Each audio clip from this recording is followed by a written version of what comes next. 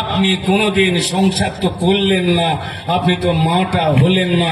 আপনি কোনোদিন সংসার তো করলেন না, আপনি তো মাটা হলেন না। লোকসভা নির্বাচনে যত দিন গড়াচ্ছে ততই যেন আক্রমণ প্রতি আক্রমণ রাজনৈতিক মঞ্চে বেড়েই চলেছে।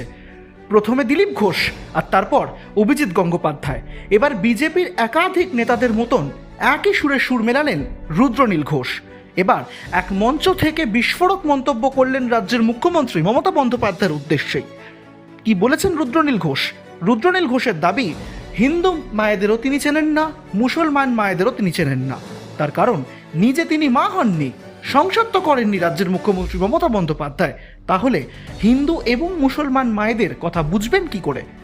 বিতর্কিত ফের এক মন্তব্য এবার রুদ্রনীল ঘোষের গলায়। কি বলেছেন রুদ্রনীল ঘোষ শুনবো। মমতা বন্দ্যোপাধ্যায়, আপনি পশ্চিমবঙ্গের মা বোনেদের চেনেন না।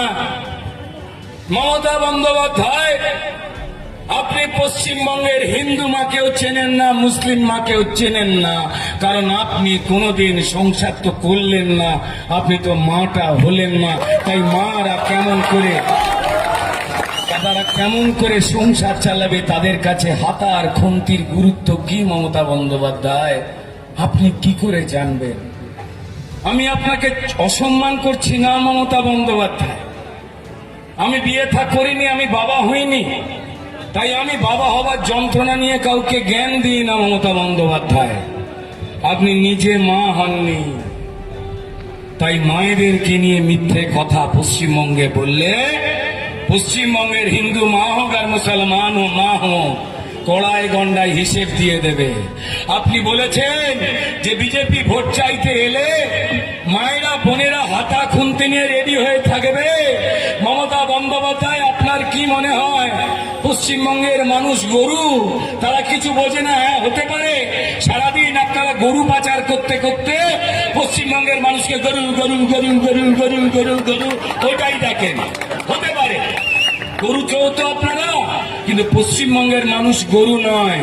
পশ্চিমবঙ্গের মানুষ একটু ভদ্র, পশ্চিমবঙ্গের মানুষ কিন্তু ভীতু নয়।